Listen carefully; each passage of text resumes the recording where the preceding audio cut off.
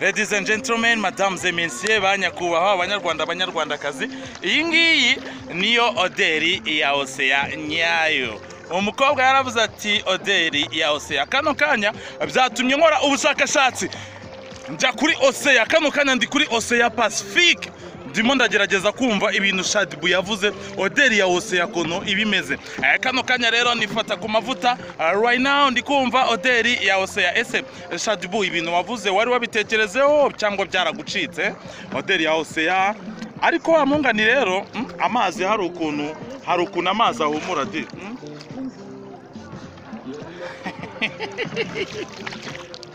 Oh yeah, aya ngaya nyuma y'ubushakashatsi maze gukora rero y'ibyo Shadbu yavuze ko akunda impumuro ya Osea, ndaza kubabwira igisubizo nkuyemo none. Wowe nujye kure yawe iyi ngi nifata ku mavuta rukuta rwonyine rukugezaho ibintu nk'ibi ngibi.